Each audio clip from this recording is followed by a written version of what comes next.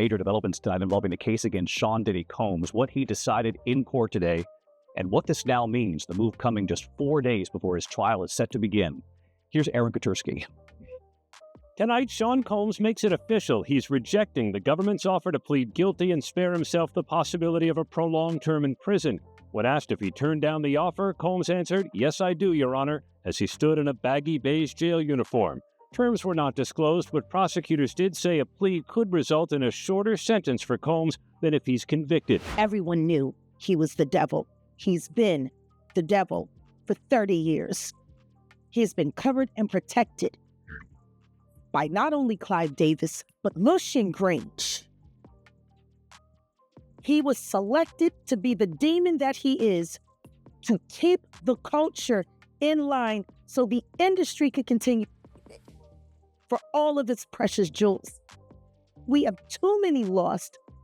The list of lost is ridiculous, and everyone knows Diddy was selected for this job.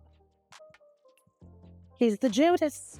The last hearing before Sean Combs' trial starts, when he walked into federal court today, he appeared to be looking for his family. They've pretty much been at all of the hearings that I've been to, but there was no presence of his sons or his mother or his sister who had previously been at those hearings. No one expected that Orlando Brown would show up to testify in a federal case against Diddy. Puffy invited me for weeks, asking me to come and teach him how to, wanted me to be his acting coach for a while. Go there and he's sitting around just looking. I'm like, okay, what's the material you want to work on? He's just looking at me. Then next thing you know, okay, hey, will you help me? I want to hear your music. So I come over there and I play the music. And he's sitting there just looking at me, like waiting. Okay. So then my assistant was like, he wants to hang out with you next week. And I was like, for what? He's like, I think he's trying to f*** you. What happens is if people go into a trial believing the firepower on the prosecution is so strong, I mean, let's say on a scale of 1 to 100, it's a 95, that it's so strong, but it goes down to an 88. That helps the defense because everybody goes in thinking, wow, they're going to prove this, and they're going to prove this, and they're going to prove this, and all of a sudden, none of it's there. I think that actually helps the defense. There's an arrest coming. There's actually 2 arrests that are already made. There's a 3rd one coming. I don't know why people are sitting on this. I'm ready. I see that some people are not. I've been ready. A lot of you are ready. Like, let's get this over with, right? For most people, he was a forgotten face. Would you be open to a plea bargain? Well, it's not up to me. It's up to Mr. Combs, and I don't see it happening. Why? Because he believes he's innocent. He believes he's innocent, and what's more, he believes that he needs to stand up, not just for himself, for his family, and for everybody who's been targeted by the federal government. Music mogul Sean Diddy Combs back behind bars, a magistrate judge denying him bail, saying that there were no conditions that she could conceive of that would make her confident that he would appear again for other court appearances. The judge saying, my concern is this is a crime that happens behind closed doors. Isn't that, to my mind, that's one of the bigger hurdles in selecting a jury this coming week, is that there is, at least anecdotally, when I talk to people, they have that opinion, strongly held opinion, that there's celebrity tapes, that they've kind of conflated Epstein, and you mentioned Ghislaine Maxwell and all of these things into Diddy. There's this idea that somehow this is Epstein redux or something. The guy from That's So Raven who became a walking meme. But on this day, he wasn't a punchline. He was a surprise witness, and not just any witness, one who came in with nothing left to lose. Ever felt aggrieved and targeted by the government? He feels an obligation to those people to say, you know what? Maybe I can break the model. Maybe I can show the world that a black man can win, in federal court. And I think he probably is the only person I know of who might be able to actually accomplish that. Do you still think that because there is this public perception that there are celebrity tapes involved in this case? No. Do you still think that there are minors involved in this case? I'm certain no. Okay. And again, when you say this case, we're talking the criminal case. The criminal case. In the criminal, I know that in the criminal case, no. The biggest takeaway for me is that both sides expect to have all of this done in the matter of 3 days. Now, given just how high profile this trial is, I was kind of stunned that they seem very confident that they will be able to seat a jury in that amount of time. Even the judge hesitated. Legal teams glanced around, confused. The air changed. This wasn't someone expected to testify, let alone on behalf of the prosecution. But when his name was called, Orlando didn't flinch. He took the stand like he'd been waiting for this moment, and what he said next made it clear. This wasn't just testimony, it was a reckoning. The decision guarantees Combs will face trial beginning just 4 days from now that will test whether one of music's most prolific figures used his power, wealth, and fame to exploit both women and men for decades. No, the deck is stacked against him. They've got a ton of evidence. Take the plea deal, dude. Just take it. Well, my guess is that because we don't know the deal of the plea deal. At least I don't think we do. True. And I think he also feels an obligation to people in general. Maybe it's black people, maybe it's white people, maybe it's anybody who's... How can you support your father? How do you support him moving forward?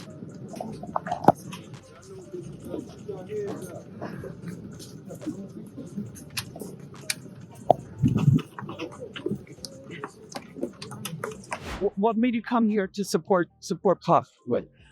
He's supporting Puff because he's innocent, and I'm wholeheartedly believing he's innocent. And I know he's innocent. So Please say you know he's innocent. 1,000%. Orlando looked Diddy straight in the eye. He didn't stumble. He didn't laugh. He didn't break character. Diddy's lawyers had argued that he had made good faith efforts by showing up in New York, ready to surrender to face these charges, but prosecutors said that he could not be trusted, that he has a history of trying to intimidate witnesses, including some who are going to be witnesses in this case. They urged the judge to remand him. Elaborate, sometimes days-long parties by coercing victims through drugs, threats, and manipulation. They claim to have video evidence, and some of the accusations echo details from over 70 civil lawsuits filed against Combs over the last 30 years. You guys weren't even 18 years old. You couldn't escape. You couldn't get out of there. There were so many times I tried to intervene. There was a lot of times.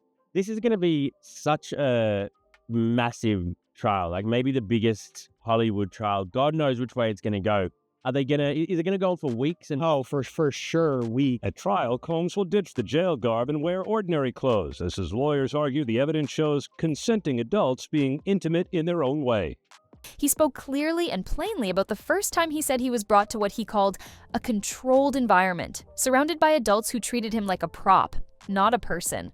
He did, and when the judge did, Diddy, who was sitting at the defense table with his attorneys, did not show any signs of emotion. He took a sip of water before he was led out of the courtroom by the U.S. Marshals. Now, his lawyers have vowed to fight this. They are going to be back in court on Wednesday before the judge who will oversee this trial and try to get Diddy to be released. Bill and Sade, accepting a plea agreement would mean that Sean Combs would have to admit to trafficking and force. And today he made it very clear that was not going to happen.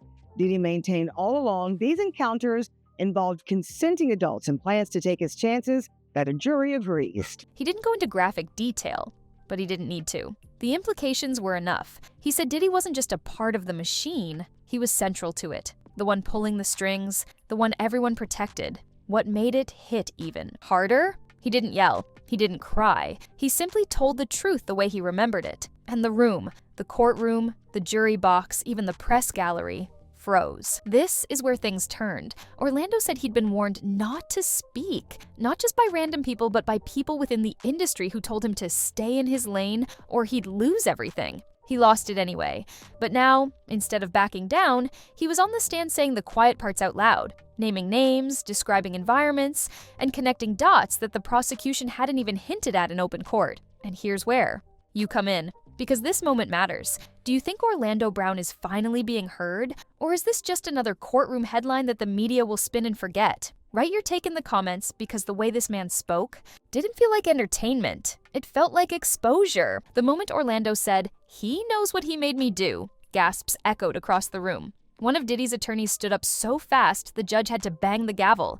They objected, claimed his testimony was irrelevant, exaggerated, and unstable. But the prosecution fought back, and for once, the judge didn't shut it down. Orlando kept going. He spoke about other child stars, other producers, the system behind the parties, the silence expected from everyone who ever benefited from being close to power. It didn't sound like a meltdown, it sounded like the truth. Raw, jagged, and impossible to ignore. Orlando Brown isn't famous anymore. He's not protected, and that's what makes him dangerous. He has no network contract, no publicist pulling the strings, no reputation left to clean up. That makes him a liability, but also the only person with the freedom to say it all. He doesn't care about burning bridges. He's already standing in the ashes. And for the first time in years, Orlando Brown wasn't being laughed at. He was being believed. Orlando didn't ease into his testimony. He came ready to expose. No fluff, no hesitation. The first name out of his mouth wasn't even Diddy. It was someone even deeper in the machine, a former music executive. A name insiders know, but the public barely hears. And that was the point, because Orlando wasn't just trying to call out one man. He was trying to expose the network. From there, it was a chain reaction. He tied that exec to a party in Miami, that party to a house in the hills, that house to a guest list filled with influencers, artists, producers, and at the center of it all, Diddy Orlando claimed the parties weren't parties at all. They were tests, as he put it. If you stayed, you passed. If you left, you got blacklisted. That's what he said word for word.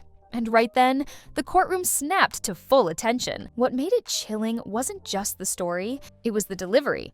He wasn't unhinged, he was focused, calm, dead serious. He detailed specific dates, named properties, described floor plans, even mentioned a camera setup in what he called the red hallway, a location he claims was used to monitor who entered a specific guest room. It was too precise to be improvised. And let's be honest, hearing that from Orlando Brown, the man the internet once laughed off as delusional, it made you stop and ask, is this the truth we never wanted to hear from the guy we never took seriously? If you've ever dismissed him before, ask yourself this. If you lost everything and had nothing left to protect, would you stay quiet? I wouldn't. And clearly, he didn't. About 10 minutes in, Diddy's attorneys started visibly shifting. One leaned into the other, whispered something, and then suddenly, objections started flying. They claimed Orlando's testimony was irrelevant, emotionally manipulative, inflammatory. But the judge let him speak. And when one of Diddy's reps asked for a sidebar, that's when we knew. They were trying to shut this down before it got worse. But it was already too late, because Orlando had already said the phrase that prosecutors jumped on like sharks. There were other boys. Not just me, no names. But the implication? Brutal. And the silence that followed? It was suffocating. And here's the real moment of impact. Orlando paused, looked straight ahead, and said, "Y'all never cared when I was screaming online. Now that I'm saying it here with cameras off and lawyers in the room, suddenly I matter?" That hit, like a punch to the chest. And it made me ask, and I want to ask you too, have we been ignoring voices like Orlando's because they're messy, or because they're telling the truth no one wants to deal with? Because honestly, he's asking us to answer that, not just the court. And yeah, I'll answer it right now. I think we ignored him because it was easier to laugh than listen. Let's not downplay what happened here. Orlando Brown, a man who was chewed up and spit out by the same industry now on trial, stood up in court and cracked the silence wide open. And now the media's chasing it. Investigators are allegedly looking back into dates he mentioned. Online sleuths are digging through timelines, linking stories, matching faces to parties. Whether you believe every word or not, Orlando shifted the energy in that courtroom.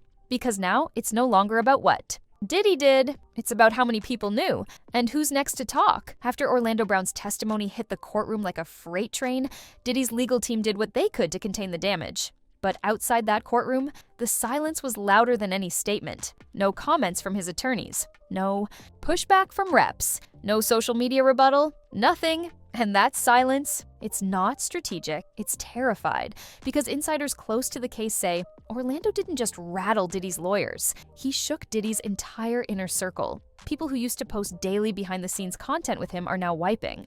Old stories. PR managers who used to flood the press with positive energy headlines are going dark, and several former employees are reportedly lawyering up.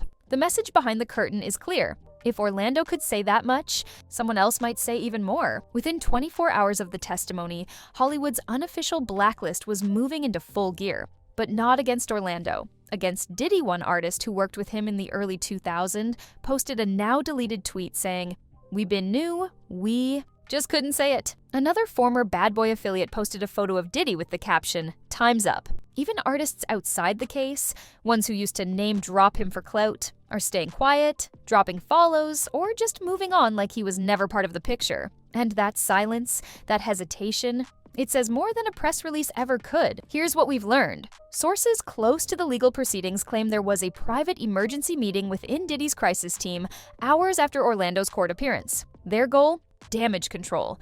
Not just legally, reputationally, because if Orlando named locations, dates, and individuals under oath, that's not a gossip problem. That's a federal one. And now, there are quiet calls being made, alleged NDAs being recirculated, deals getting pulled back. One unconfirmed report even claims a documentary project about the Bad Boy era was suddenly shelved after the hearing. This isn't just optics. It's a full-blown containment strategy. The internet hasn't stayed quiet. Old footage of Diddy's parties, questionable interviews, even background moments in music videos are getting reanalyzed. People are linking Orlando's comments to other lawsuits, whispers, and blind items from years ago. And suddenly, things that once felt random or exaggerated are now starting to align. What's happening here is bigger than just one testimony.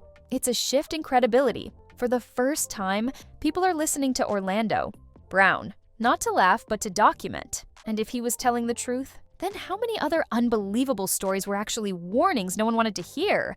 Let's talk about that for a second, because it matters. Have you ever gone back and looked at something you once brushed off and realized you missed? The whole point? Because I just did. And Orlando's old interviews, they don't feel funny anymore. They feel familiar. Here's what people don't understand about stories like this. They don't just land, they spread. One person speaks out, another gets brave. A third decides to say something they've been holding in for 20 years. And by the time the lawyers catch up, it's too late. Insiders say other individuals mentioned in Orlando's testimony may now be getting contacted for interviews, subpoenas, even protection. Some of them are said to be in the music industry. Others in television. A few were allegedly underage at the time of their involvement. This isn't just a scandal, it's becoming a case study. And the more Orlando's story lines up with timelines, faces, and footage, the more this turns into the trial that everyone in Hollywood wants to avoid, but can't look away from. Before courtrooms, before testimony, before Diddy's name hit a single legal document, Orlando Brown had already said everything, not once, not subtly, repeatedly, in interviews, live streams, chaotic rants that went viral for all the wrong reasons. You know the clips. He'd be mid-conversation, and suddenly name-drop a megastar. Diddy? Boo wow. Nick Cannon. Then the internet would explode with memes, duets, and comments like, "Orlando needs help," or "He's off his meds again." What? We didn't realize? He might have been telling the truth the entire time. Here's why no one took him seriously. He was messy, unfiltered. He'd say wild things, throw in a joke, laugh mid-sentence, then pivot into total madness. His words were impossible to track and even harder to trust. But now that he's in court, cleaned up, calm, specific. People are watching those old clips again and realizing something they didn't see before. The details never changed, the names, the locations, the stories, they weren't new. They were consistent, buried under a storm of internet noise. And that's what's terrifying. The world may have mocked the only person who was willing to say it out loud. Let's talk about what it means when someone shifts from unstable celebrity to credible voice. That transformation doesn't happen because they change. It happens because we finally decide to listen. And now, Orlando's older. Accusations are being reviewed not just by internet detectives, but by actual legal analysts, journalists, even former insiders from record labels and media companies. People are starting to say, wait, I remember him talking about that studio. I was at that party. He wasn't lying. I just didn't want to deal with what it meant. And that realization, it's haunting, because if he was telling the truth back then and nobody believed him, who else have we silenced? Hollywood has a formula. You damage someone enough, you let them unravel. And when they start talking, you call them crazy. You say they're bitter, jealous, high, off the rails. And if the public buys it, the damage is done. That's what they did to Orlando. Turned him into a meme before he ever got to be a man. And now, the very stories they used to discredit him are becoming testimony. The trauma they ignored is now evidence. And the man they silenced is suddenly the loudest voice in the room. You ever think about that? How we always wait until it's too late to believe the people we were told to laugh at? Because I think about that now every time I see his name trending. This case isn't just about one moment. It's about a pattern, a legacy of silence, a list of people who tried to speak and got crushed before the first headline ever broke. Orlando Brown didn't suddenly become credible overnight. He was always telling the story. We just didn't want it to be true. But now that the courtroom has caught up to what he's been saying for years, his history matters, his interviews matter, his trauma matters. And if prosecutors use even one of those past statements as part of their case, this won't be a scandal, it'll be a turning point. When Orlando Brown spoke in court, it wasn't just one man airing a personal grudge. It was the kind of testimony that terrifies powerful people, because he wasn't supposed to be credible. He wasn't supposed to make it to that courtroom. He was supposed to burn out, fade away, and be forgotten. But now, he's exposed a pattern that's bigger than Diddy, bigger than one label, bigger than one celebrity. Orlando Brown cracked something open, and no one knows how far the fallout will go. Hollywood has always run on silence. If someone steps out of line, there's a strategy: discredit, discard, distract. But what happens when someone who's already been discredited refuses to stay quiet? What happens when a man with nothing left to lose becomes the one voice people can't stop listening to? That's what makes this moment so dangerous. Not just for Diddy, but for every name that's been whispered behind closed doors for years. Because if Orlando's story holds weight, it's only a matter of time before others start telling theirs. And when one survivor speaks, others follow. Sources close to the case say more witnesses are now being vetted.